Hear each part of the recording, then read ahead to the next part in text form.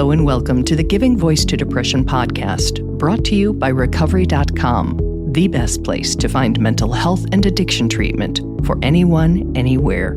Each week, we profile a guest who shares openly about their mental health journey. They share because they understand that when people don't talk about their depression or other mental health conditions, those of us who do struggle with them can feel like we're the only ones, that there's something wrong with us and that no one understands. We understand. I'm Terry McGuire, the creator and co-host of this podcast. You have my promise that we'll keep it real here. Depression is real, and we're not going to sugarcoat our discussions about it. Hope is also real, and you'll get a dose of that here too.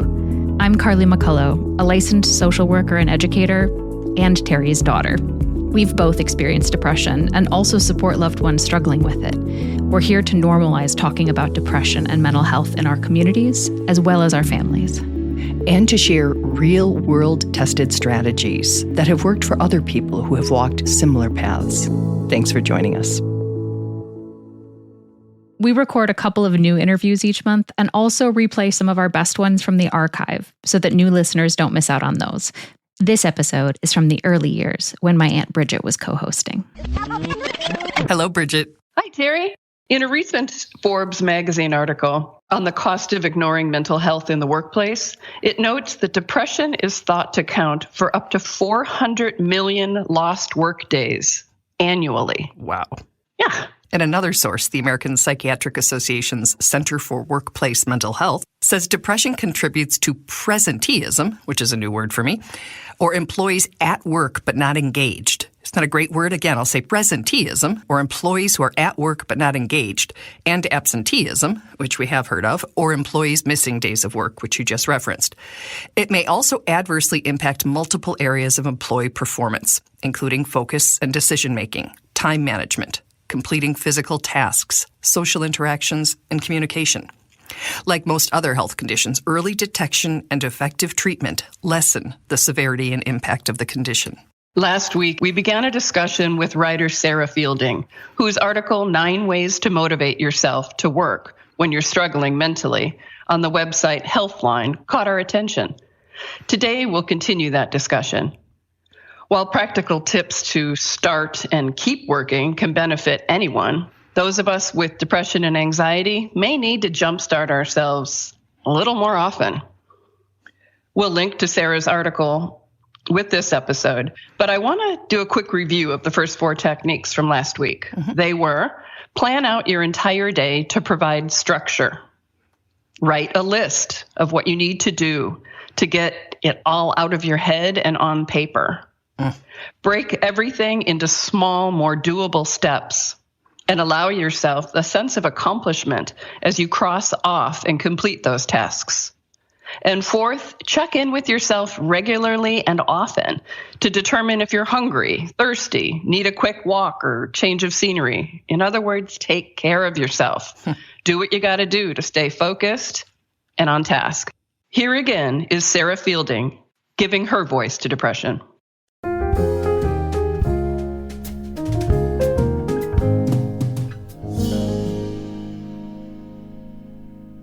We resume the list at number 5. Do a review of your progress.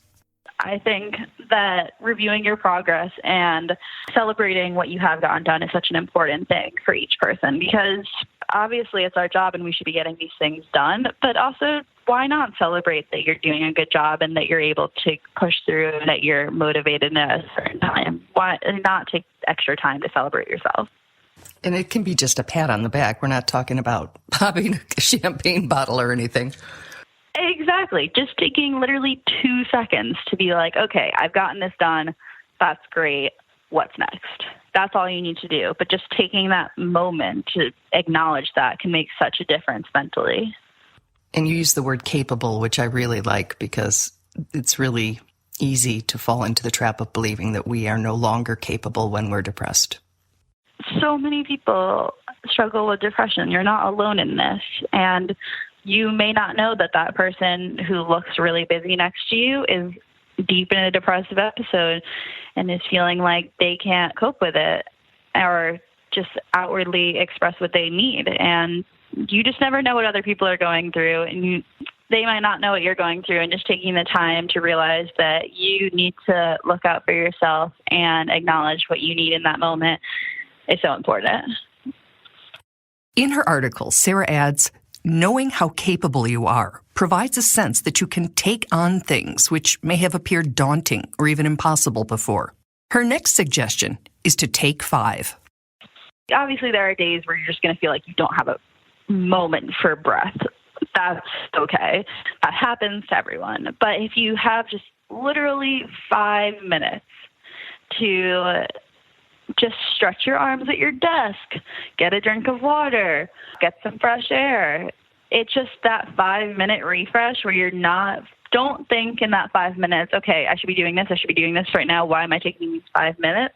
If you're going to do it, you need to give yourself 5 minutes free from this pressure of work and just let your brain just relax for a moment. Like you said, sometimes when you're just allowing your brain to relax is when the best ideas and thoughts come to you.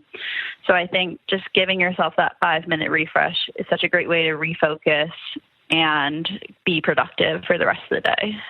Yeah, it's hardly wasted time, right? It's a reset. The computer has to do its update. Maybe we do too every now and then to just be able to work at our best. Exactly. No, I think that's such a good point, that anytime we feel like we're not working during the day, it feels like it's wasted time, when in reality, you're wasting time more so if you're just pushing through too hard and then not working to the best of your ability. But if you take literally just 5 minutes and allow yourself that small refresh, it can make you use the rest of your time so much better versus just trying to push through instead. So I think in reality, it's the opposite of wasted time.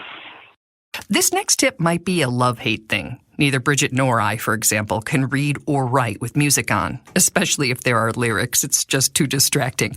But Sarah swears by it. Her 7th tip is to create a motivating work playlist. For those of you who don't know what that word means, it is a curated selection of songs you like. For me, it works really well that I have a specific playlist that I always listen to when I'm writing. I don't know if it's a placebo or what, but training my brain that when that is playing, I am writing. I'm not emailing, I'm not invoicing, I'm not doing anything. If this music is playing, that's when I'm writing. That might not work for everyone, but for me, it really just helps me get in the zone. It's a great association thing, and I think of a playlist for working out, and I like the sort of twist on it that it's a playlist for working. I also just think it just makes it more enjoyable. It shouldn't be music that you're going to sing out loud to. Of course, that won't motivate you. But if it's just nice music you enjoy listening to, it kind of fades into the background. That's just the perfect mix of having something enjoyable while doing the work you need to get done. So the term garbage in, garbage out is usually used in the context of computer software. And it means that regardless of how good the program is, the results are going to be incorrect if the input is invalid. But that is the phrase that kept coming to mind as Sarah talked about the need to be mindful of what we eat and drink and how both can affect us. For many people, caffeine is a great way to get started in the morning, and it can be helpful, but at the same time, it's important to acknowledge when you're over-caffeinating. It can make you more jittery, not be able to focus as well. And also just different things like making sure that you're getting enough protein and different foods that will keep you going versus make you crash. We all know that with simple sugars, it's going to give you that quick boost, and then you're just going to completely crash onto your desk in a hot minute. So I think just really looking at those things, getting some veggies, getting some grains. You know when you eat something and your body reacts and feels energetic, and you know when it crashes. When you really look at what you're eating, I think everyone knows what helps and what doesn't, and just being aware of that will help you get through the day better. And you say not just what you're eating, but what you're wearing. And this surprised me because, of course, working at home, we could be in our pajamas, but that's not the best move. I just know that if I wear something that I had a really great day in before, or just makes me feel confident or just happy to wear, that's just going to change it, because I'm going to keep looking down or in a mirror and just see myself in that. It's just that's something that really helps my mood and reminds me that I'm much more than this depressive episode or anxiety. I am still a fully functioning, great employee, human, and I'm just able to keep going. And I think that if I just throw on whatever and just feel like I look blah, it'll just continue to feed the feeling inside of blah and just not good. Reflecting back, would have to admit that, my longest and worst depressive episode, which led to this whole project, I just thought, what the hell difference does it make? But it may, in fact, have made a difference. Exactly. It's just about realizing what you need. And it's not about trying to hide the fact that you're having a bad day by dressing better. And it's not even necessarily about dressing like so great. It's just about putting on something that makes you personally feel good and like you're able to take on the day a little bit more than you felt originally. And we know we've got listeners who, will hear this and think, are you kidding me? I can't even get out of bed. Yeah, no, there are going to be days where you just say, screw it, and you're just not going to want to, and that's again, you're human. Like, we have bad days, we have bad times. It's okay. I just think we're societally in this mindset of that we're not allowed to show that we're doing badly. We have to power through.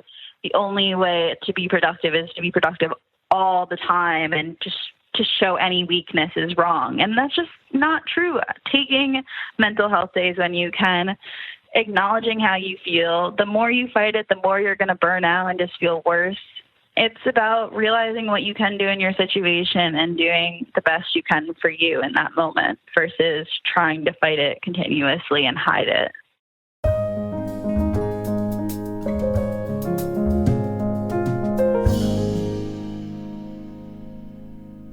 Great practical reminders, Sarah. Thank you. Absolutely. The idea of pushing and being productive every minute, there are just times you can save yourself hours by taking 5 minutes. Absolutely. Yep. So thank you, Sarah, for your time. And if anyone who's listening to this is willing to share it with anyone in their life that they care about, it has a ripple effect, and we'd certainly appreciate it.